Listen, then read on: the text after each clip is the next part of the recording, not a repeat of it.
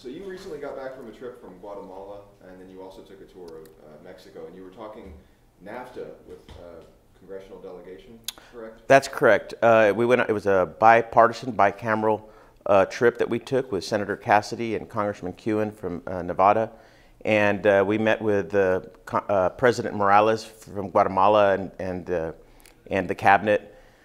And in Guatemala, we talked about how we can help incentivize citizens to want to stay home.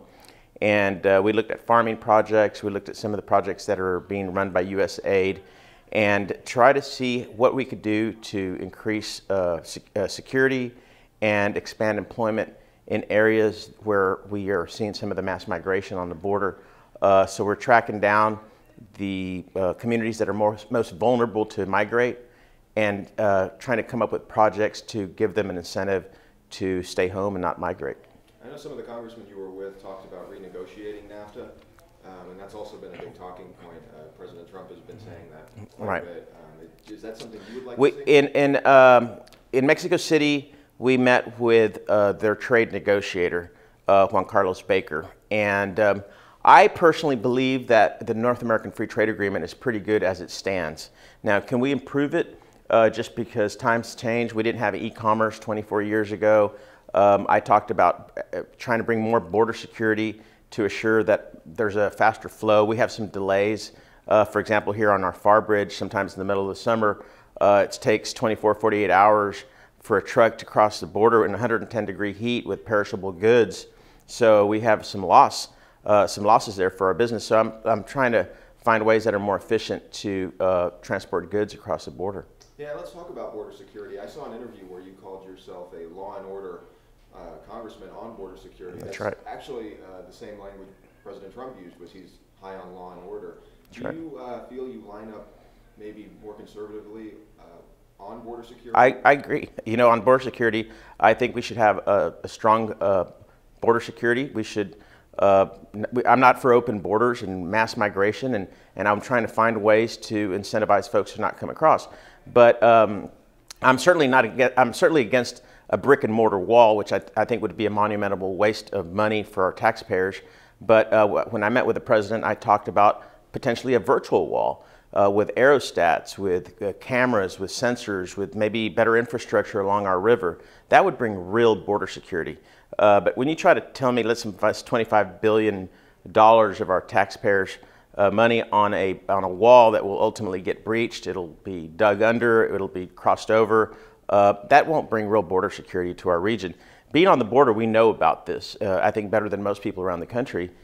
And actually, when I told the president, he thought it was a great idea, but when he said, well, you keep using the word virtual. Does that mean there is no wall? And I said, well, there's no brick and mortar wall, but we have 6 aerostats, for example, between my district and Congressman Cuellar's district, that have a 180-mile view into Mexico. They gather intel. They're very effective. We have 27 of them that are home from Afghanistan that are sitting in storage in Virginia.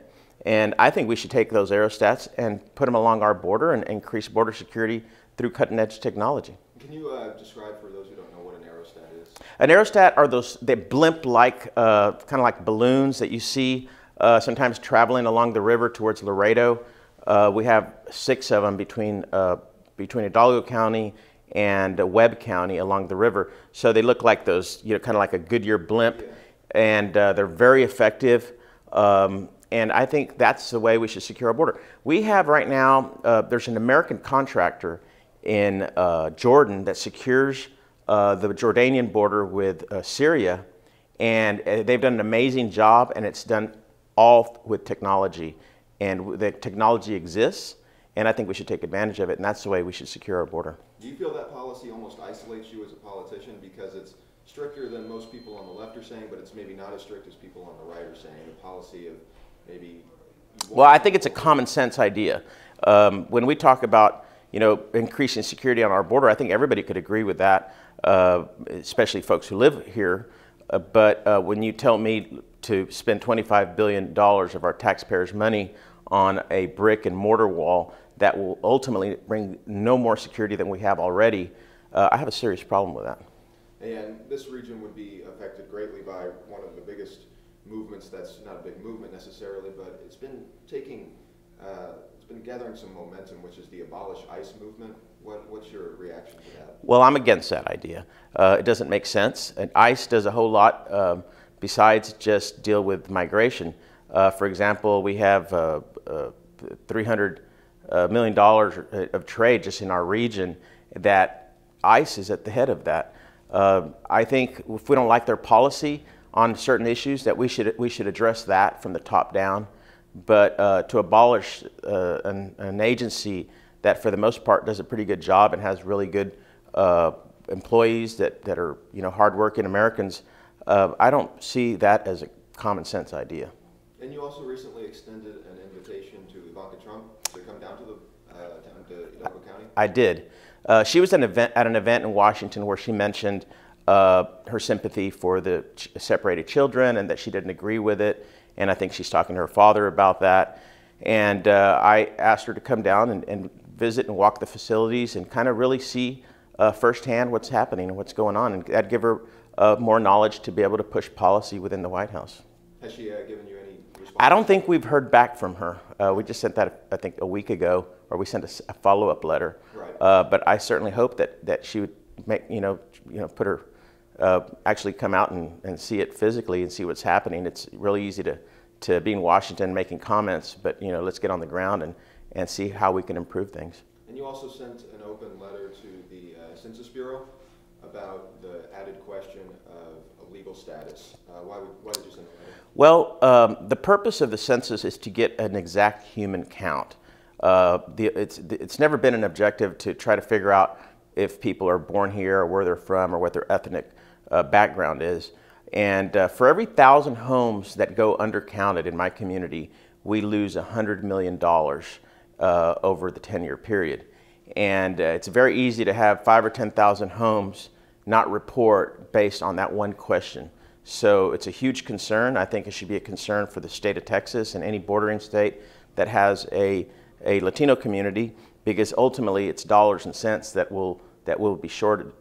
So we brought the first census office to the Rio Grande Valley ever in history, and I intend to engage them closely and assure that we have that they're covering the colonias, that they're covering rural neighborhoods around our county, and just to make sure that we do the best job possible in getting everybody counted. Do you think that's not an important question, or it just shouldn't matter?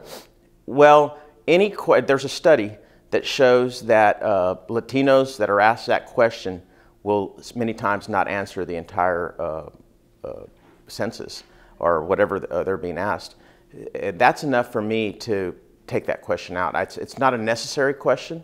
Our goal is to count every human being in the country and know exactly how many people we need to service.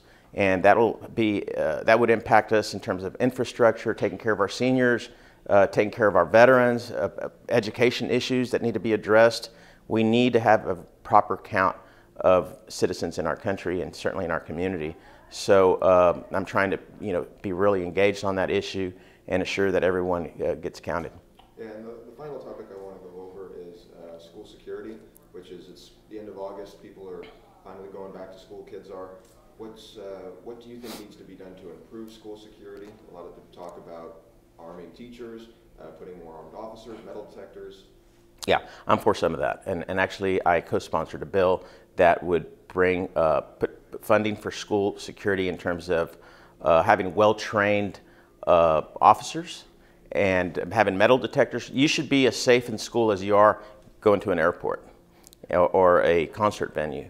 And right now we don't have that level of security. I think we should have better training for teachers. I'm not certain that arming them is the answer, but certainly have training and for teachers and children to where when a situation like this occurs, they're already trained on how to react to it. It's unfortunate that we have to do that, but this is the day and age that we're living in. And on top of that, I do think we should have metal detectors, properly trained officers, and just have a very solidly secure building for our kids. Let's say a teacher had a license to carry, they were well trained in firearms. I know a lot of people have said, let's give teachers the option to see what they would like to do. Maybe if they trained, they could carry. If they didn't train, they didn't have to. What was your response? I might be okay with something like that. If they're trained. I mean, the fact is, people who are trained and licensed to carry are the least likely to commit a crime. In fact, their odds of committing a crime goes down like 800%. So that might be something to look at. You know, we just need to take a close look and see what best fits the educational system.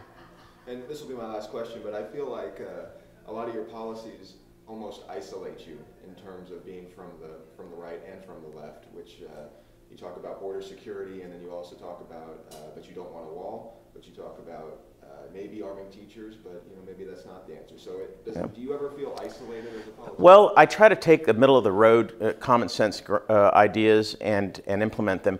I look at hundreds of bills in the House, and I try not to look at what party or who filed them.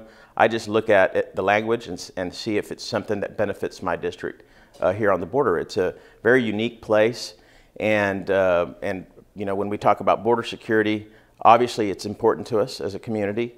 We're not for open borders. We're not for allowing mass migration to come across improperly. That's not who we are, and that's not, you know, that doesn't reflect the values of our community.